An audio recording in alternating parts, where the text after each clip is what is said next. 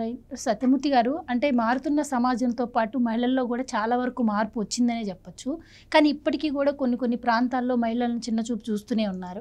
And ముఖ్యంగా ఎంత మార్పు వచ్చినా కూడా చట్టసభలో రిజర్వేషన్ కోసం ఇప్పటికీ మహిళలు పోరాడాల్సిన పరిస్థితి వచ్చింది. ముఖ్యంగా ఆంధ్రప్రదేశ్ విషయానికి వస్తే ఇప్పుడు చంద్రబాబు గారు మరి అధికారంలోకి వచ్చాక మహిళల కోసం చాలా పథకాలు తీసుకొస్తున్నారు. అలాగే వర్క్ ఫ్రమ్ హోమ్ అని కావచ్చు, ఎంఎస్ఎంఈల ద్వారా పెట్టుబడి సాయం కావచ్చు, ఇవన్నీ కూడా చేస్తున్నటువంటి పరిస్థితి. మరి ఆంధ్రప్రదేశ్ చట్టసభలో మహిళలకు ఎంత మాత్రం రిజర్వేషన్ ఇచ్చారు? చంద్రబాబు గారు మహిళల కోసం ఎలాంటి పథకాలు తీసుకొచ్చారు అంటే మీరేం చెప్తారు? ముందుగా మీకు మహిళా వీక్షకులందరికీ కూడా మహిళా దినోత్సవ శుభాకాంక్షలు. ఇక్కడ మెయిన్గా చట్టసభల్లో రిజర్వేషన్లు ఇంకా రాలే, బహుశా వస్తాయి, చాలా సంవత్సరాలుగా పెండింగ్లో ఉంది. స్థానిక సంస్థల్లో మాత్రం ఇందాక అంకమరావు గారు చెప్పినట్టు రిజర్వేషన్లు వచ్చినాయి. వాటిని ఎఫెక్టివ్గా ఇంప్లిమెంట్ చేస్తూ ఉన్నారు. చాలామంది మహిళలు కూడా ప్రజాప్రతినిధులుగా ముందరకు వచ్చారు. ఎంపీటీసీలు ఉన్నారు, జడ్పీటీసీలు ఉన్నారు. ఇట్లా అన్ని స్థాయిల్లో జిల్లా పరిషత్ చైర్మన్లు, మున్సిపల్ చైర్మన్లు, ఇట్లా ఈ విధంగా మొత్తం మహిళలకి రిజర్వేషన్లు అవి సక్రమంగా అమలు జరుగుతూనే ఉన్నాయి. మరీ ముఖ్యంగా ఏంటంటే మహిళలకి అంటే ఇప్పుడు ఎన్నికల్లో పోటీ చేయాలి అంటే వాళ్ళకు కొంత ఆర్థిక స్తోమత ఉండాల్సిన పరిస్థితి అయితే ఎవరు కాదనలేని నిజం. ఆర్థిక స్తోమత లేని వాళ్ళు పోటీ చేసే పరిస్థితి అయితే ఇంకా లేదు. ఇక్కడ అందుకనే ఏంటి అంటే మహిళలకి ఆర్థిక స్తోమత పెంచాలి, ఆర్థికంగా వాళ్ళకి వెసులుబాటు కల్పించాలి.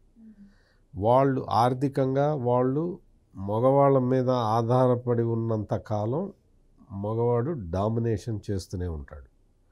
అందుకని మహిళలకి ఆర్థిక స్వాతంత్రం చాలా ఇంపార్టెంట్. మహిళలకి ఆర్థిక స్వాతంత్రం ఎట్లా వస్తుంది? వాళ్ళల్లో చదువు విద్య లేకపోవచ్చు, రకరకాల ఈ హౌస్ హోల్డ్ ప్రెషర్స్ తోటి వాళ్ళు ముందడుగు వేయలేకపోవచ్చు. అందుకని ఈ రెండు కారణాలని దృష్టిలో పెట్టుకొని 1995-96 సంవత్సరంలో చంద్రబాబు నాయుడు ఏం చేశాడంటే మొత్తం అప్పటి వరకు కేంద్రంలో ఒక పథకం ఉండేది, డ్వాక్రా పథకం. కేంద్ర ప్రభుత్వం ఇంప్లిమెంట్ చేస్తూ ఉంది, చాలా కాలం నుంచి ఇంప్లిమెంట్ చేస్తూ ఉంది.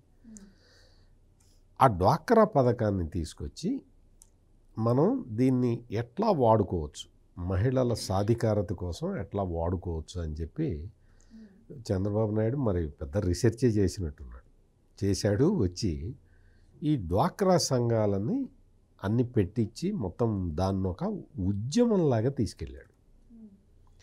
ఇంకా మొత్తం డ్వాక్రా సంఘాలు అంటే అదొక పెద్ద విప్లవం వచ్చేసింది ఆంధ్రప్రదేశ్లో, ఉమ్మడి ఆంధ్రప్రదేశ్లో. ఎక్కడ చూసినా మొత్తం అన్ని డ్వాక్రా సంఘాలే. వాళ్ళకి కొంత సీడ్ మనీ గవర్నమెంట్ ఇస్తుంది, కొంత బ్యాంక్ నుంచి లోన్ తీసుకుంటారు, వాళ్ళు వాళ్ళ ఉత్పత్తులు అవి తయారు చేసుకుంటారు, అవి మార్కెట్లో అమ్ముకుంటారు. ఇట్లా రకరకాల వ్యాపకాల్లోకి మహిళలు వెళ్ళేసరికి మహిళలకి చాలామందికి ఆర్థిక స్వాతంత్రం వచ్చింది. ఇది ఒక సామాజిక విప్లవం. డ్వాక్రా అనేది సామాజిక విప్లవం. ఆ తర్వాత డ్వాక్రా అనేది గ్రామీణ మహిళలకు సంబంధించింది. మరి పట్టణాల్లో కూడా మహిళలు ఉంటారు కదా, మరి వాళ్ళకి సంబంధించింది ఏంటి అంటే మెప్మా అనే పథకం ఉందన్నమాట. ఈ పథకం ఏంటంటే పట్టణ ప్రాంతాల్లో మహిళల ఆర్థిక స్వావలంబన కోసం వినియోగించుకోవాల్సిన పథకం. ఆ మెప్మా పథకాన్ని కూడా తీసుకొచ్చి చంద్రబాబు నాయుడు ఫుల్ లెంగ్త్లో దాన్ని మొత్తం ఎస్టాబ్లిష్ చేసేసి పట్టణాల్లో కూడా మహిళలకి ఆర్థిక స్వావలంబన వచ్చే విధంగా చేసేసాడు. ఈ మెప్మా కూడా ఎప్పటి నుంచో ఉంది, కాకపోతే దాన్ని చంద్రబాబు నాయుడు పికప్ చేసుకున్నాడు. అట్లా గ్రామీణ మహిళలకి పట్టణ మహిళలకు కూడా ఈ డ్వాక్రా సంఘాలు, మెప్మా సంఘాలు ఇవన్నీ కూడా వచ్చిన తర్వాత చంద్రబాబు నాయుడు పేదరిక నిర్మూలన కోసం ఒక సంస్థ పెట్టాడు. దాన్ని సెర్ప్ అంటారు, SERP. ఆ సెర్ప్ ద్వారా మొత్తం గ్రామీణ పేదరికాన్ని నిర్మూలించడానికి స్వయం సహాయ సంఘాలు తీసుకొచ్చాడు. అంటే ప్రజలు గవర్నమెంట్ మీద ఆధారపడకుండా ప్రజలు వాళ్ళంతటా వాళ్ళే వాళ్ళ జీవనోపాధి వెతుక్కొని దానికి సంబంధించి బ్యాంకుల నుంచి లోన్ తీసుకొని గవర్నమెంట్ హెల్ప్ ఇస్తే గవర్నమెంట్ హెల్ప్ తీసుకొని వాళ్ళు ఈ సెల్ఫ్ హెల్ప్ గ్రూప్స్ అని ఇంకో కాన్సెప్ట్ తీసుకొచ్చాడు. ఇట్లా తీసుకొస్తే ఈ మొత్తం ఇదొక చైన్ రియాక్షన్ లాగా ఉన్నది. ఇవన్నీ కూడా మొత్తం మహిళల స్వావలంబన కోసం ఉపకరించిన పథకాలు. మొత్తం ఆర్థికంగా వాళ్ళకి స్వాతంత్రం వచ్చేలాగా చంద్రబాబు నాయుడు ప్లాన్ చేశాడు.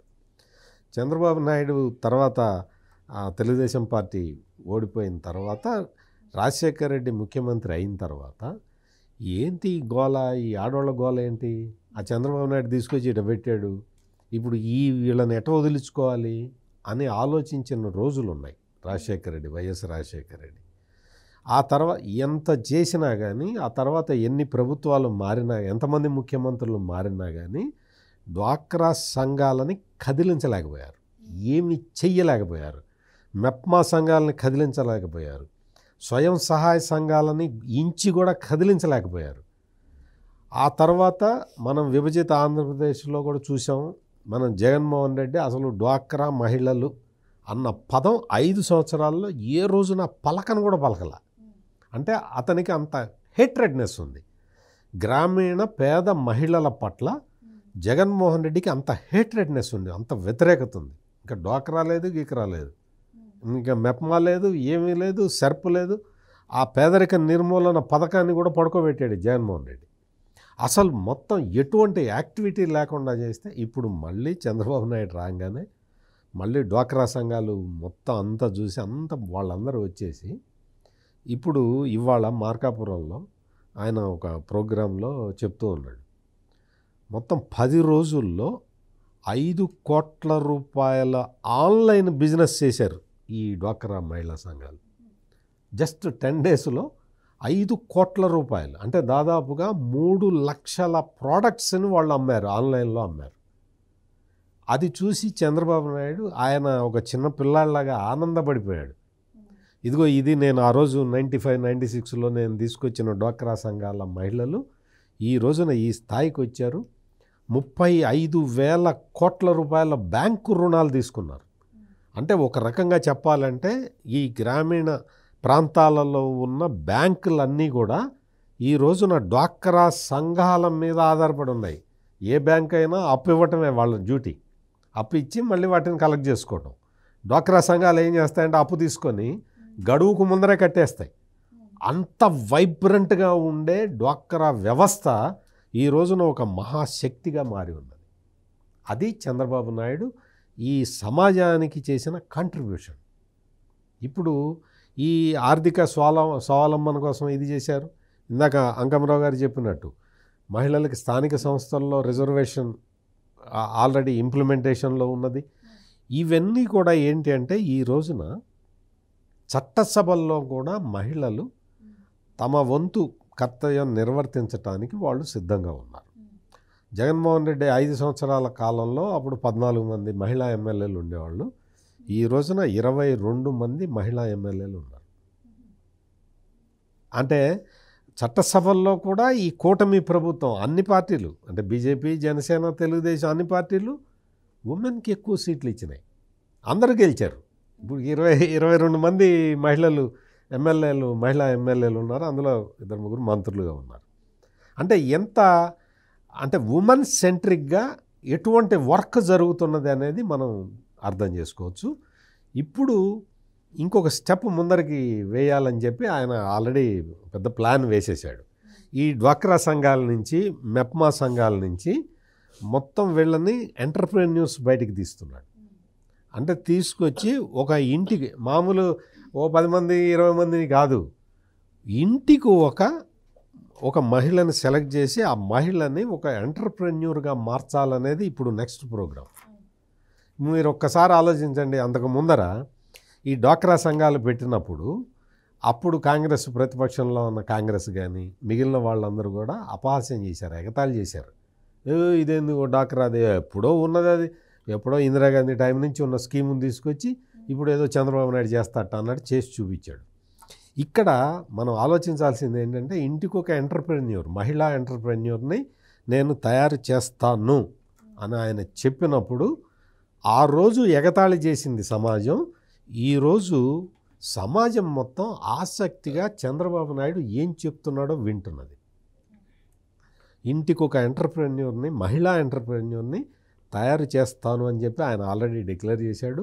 దానికి సంబంధించి ఎంఎస్ఎంఈ ప్రోగ్రాంలో ఎంతమందిని చేయాలి, ఇందాక నేను చెప్పిన సెర్ప్‌లో ఎంతమందిని చేయాలి, డ్వాక్రా మహిళల్ని ఎంతమందిని సెలెక్ట్ చేయాలి, మొత్తం ఒక స్టాటిస్టిక్స్ ఇది కూడా తయారు చేశారు. 1,40,000 మంది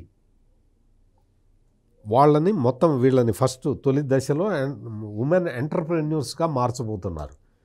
ఏంటి అంటే అప్పుడు చంద్రబాబు నాయుడిని ఎగతాళి చేసిన వాళ్ళు వాళ్ళు రియలైజ్ అయ్యి వాళ్ళు కూడా ఇప్పుడు చంద్రబాబు నాయుడు ఏం చెబితే అది చేయటానికి సిద్ధంగా ఉన్నారు. ఆడవాళ్ళు కూడా ఉన్నారు, మగవాళ్ళు కూడా ఉన్నారు.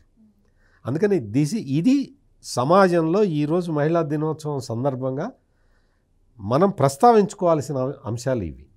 ఇంకా మిగిలినవి ఇంకా జెండర్ ఈక్వేషన్ అవన్నీ ఎటు ఉంటాయి. అందులో ఎటు అంకమరావు గారు ఇందాక చెప్పినట్టు ఎంత మేల్ డామినేటెడ్ సొసైటీ, ఎంత మేల్ డామినేటెడ్ సొసైటీ అయినా ఆడవాళ్ళ మీద ఆధారపడటం అనేది అది తప్పని పరిస్థితి. ఆడవాళ్ళ మీద ఆధారపడాల్సిందే.